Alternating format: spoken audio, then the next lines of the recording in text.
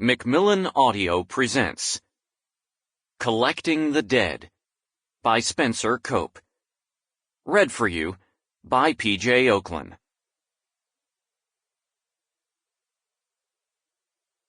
This book is dedicated to the rarest among us, the men and women who face constant threat, who are cursed at, spit upon, condemned and assaulted, and who willingly accept such consequences.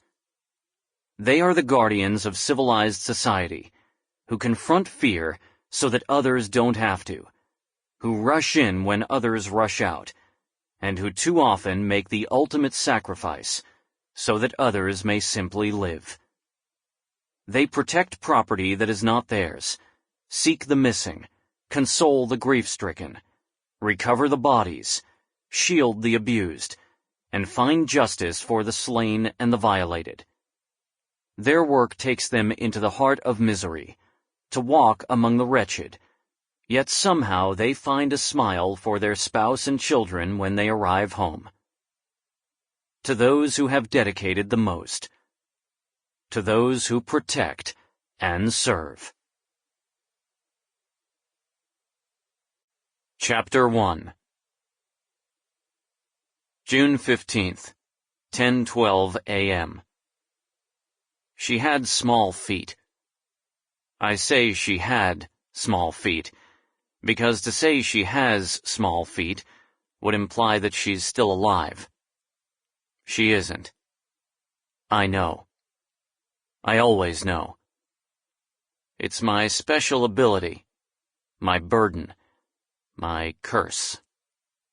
The others think we're searching for a missing jogger, perhaps hurt or lost, but certainly alive. I can't tell them we're too late. How would I explain such knowledge? They wouldn't believe me anyway. People are reluctant to give up the dead. I turn the shoe in my hand, looking at it from every angle. It's a random selection from her closet, made prior to my arrival. Standard procedure for a track like this.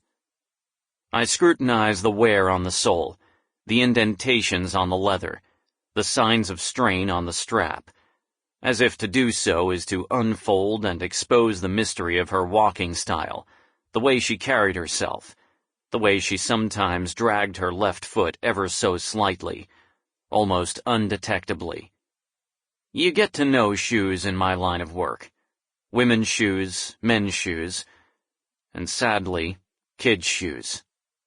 This one is an ankle strap pump with 3-inch heel and leather upper. Not high-end, but nice nonetheless. I know that she last wore it about 2 weeks ago, but that part won't be in my report. "Can you track her?" Sergeant Anderson asks.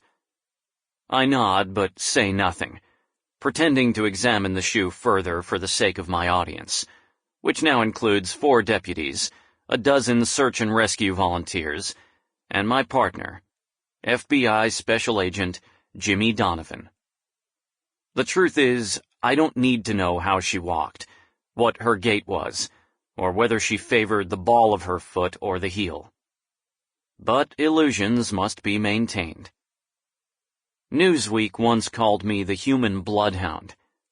I'm sure it conjured up the image they were looking for, wrong as that image was. If they only knew. If only they could see what a fraud I am. "You said her husband reported her missing?" I say to the sergeant. "Last night," Anderson replies. "Said she went for a run after work, as she always does, and never returned. That was sometime after 5 p.m. "And there's nowhere else she would have gone? No other trails she runs?" "None that the husband was aware of. She mostly stuck near home." "Where is he, the husband?" "He's in the house, resting." "Resting?" "He walked the loop 4 times last night looking for her before he called it in." 4 times, huh? "Yep, and he walked it again this morning with us."